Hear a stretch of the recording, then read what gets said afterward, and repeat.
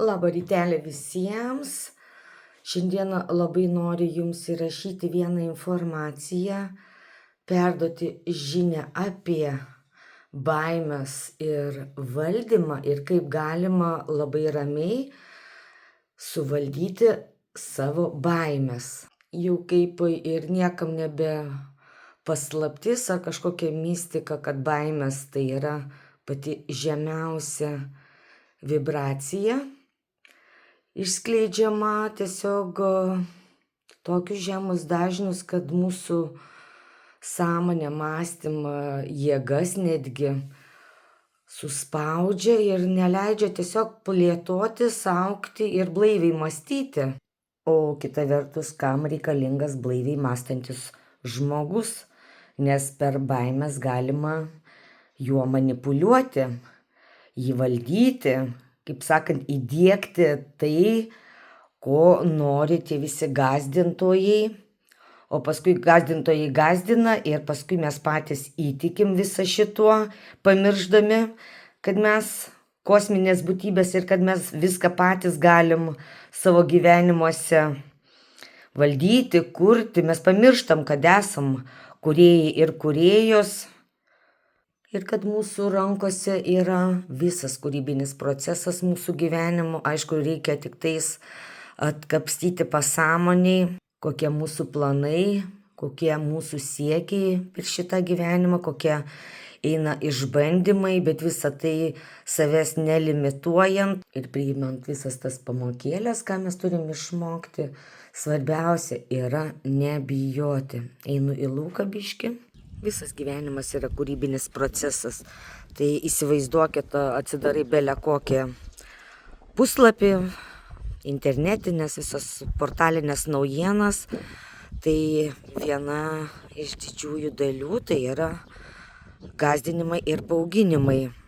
Bauginimai ne tik tais, kad karo prasme ir iš bele kurios pusės ir apie pačios žmonijos, ir nuodingų oro, ir vaistai, farmacija. Vienu žodžiu, kur nespjausi, visur atrodo gąsdinimai ir bauginimai. O jeigu silpnesnis žmogus, jisai priima, nemąsto, kad viską galima anuliuoti ir susikurti pagal savo mąstymą, tai ir įsivaizduokit, kaip mes nusižeminam savo vibracijas. Ir nebeadekvatu imkim kažką kurti, kažką blaiviai mąstyti. O vienas iš paprasčiausių dalykų tai yra išmokti anuliuoti.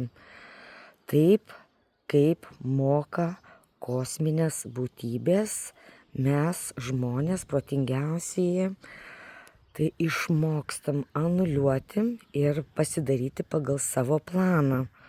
Aš jums kalbu paprastą žmogiškąją suprantamą kalbą, kad jūs suprastumėte. Tai dabar net staigiai net nesugalvoju. Pavyzdžiui, kaip vienas iš pavyzdžių, dabar bus tenais, čia karo grėsmė, čia visi ruošiasi, čia visi planuoja, ruoškimės bunkerius, tai tiesiog savo pasakyti, kad aš anuliuoju, aš nepriimu, man šitas netinkamas scenarijus. Ir mano scenarijus tai yra taikus gyvenimas. Aš renkuosi taikų gyvenimą. Ir kai uždedame savo laisvą valią, mes pakeičiam visą scenarijų aplink save, mūsų dažniai tik tais didėja, mes plečiamės, mūsų laukas didėja ir mes sąmoningai, aš draudžiu. Ir jeigu daugumą tai pradėsim mąstyti, tai kas yra kuriama? Yra kuriama kolektyvinė pasąmonė, kolektyvinė sąmonė. Ir niekas nebegali daryti įtakos visiems šitiems blogiems scenarijams, tiesiog bliūkšta. Arba dar vienas, mes kai susimastom, kad aš nesėkminga, aš neturiu gerų santykių, aš neturiu finansų ir mes savo vis kartojam, aš neturiu ten to ir ano ir 15, tai išmokim būti kaip šitos gėlės, žydėti savo gyvenimuose. Ir matyti, pritraukti Ir bet kokia bauginančias pasąmoninės tas žinias, kad aš neturiu finansų, tiesiog aktyvuoti ir sakyti, pareina pas mane pinigai, aš turiu pakankamai pinigų, nes jie man reikalingi kelionėms, savęs pažinimui, grožiui, harmonijai. Ką sumastot, kam jums reikalingi pinigai, jūs turit viskas, kažkokias bauginančias informacijas tiesiog įsivaizduoti, kaip mano ausis pasiekia gera informacija. Pakreipti savo tinkamą linkme kiekvieną informaciją. Išmokim šitai ir patikėkit, kaip mūsų gyvenimas taps daug gražesnis, daug tvirtesnis pagrindas po kojom atsiranda. Nes dėl ko visa tai atsiranda? Todėl, kad mes pradedam stipriau įsižeminti. Specialiai dar paėjau, pradedam įsižeminimas. Kas tas yra įsižeminimas? Pajausti, kaip mūsų kojos nutįsta iki žemės branduolio ir tarsi patampam medžiai, giliom šaknim.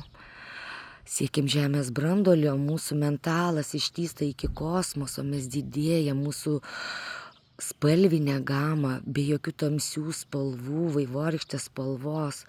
Va šitaip vyksta visas kūrybinis procesas. Bet jeigu tik tais pasiduodam, bet kokiai bauginančiai informacija, kaip sakant, chana, viskas, o tamsuma kaip įėjusi, kai sakant, kiek reikia baltos spalvos, kad tą juodumą užspalvinti, uždažyti reikia nemažai, taip kad būkim sąmoningi ir neįsileiskim juodos spalvos į savo gyvenimus, išmokim anuliuoti.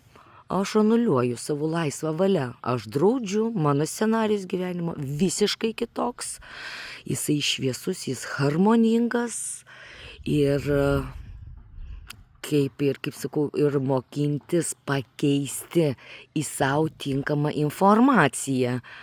Išgirdot kažkokią naujieną, ar nebūtinai, kai sako, aš nežiūriu televizijos. Ir aš nežiūriu tos televizijos, bet patikėkit, kiek aš gaunu iš kitų, kurie puola, jie ir papasakoja, kad čia rengiami tokie ir tokie scenarijai.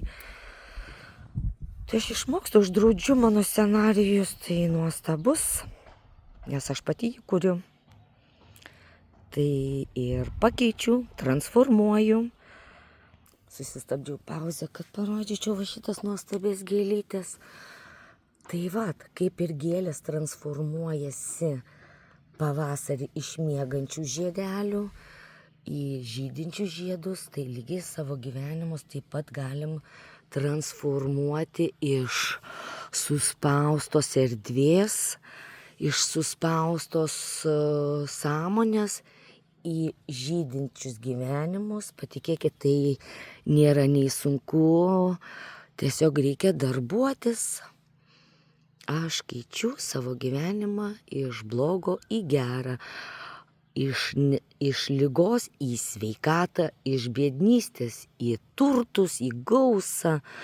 Mano gyvenimas pilnas darnos ir harmonijos, mano santykiai harmoningi, nes tai mano laisva valia. Tai vat, geros dienos, mylieji, mokėkim kurt, mokėkim valdyti savuosius gyvenimus.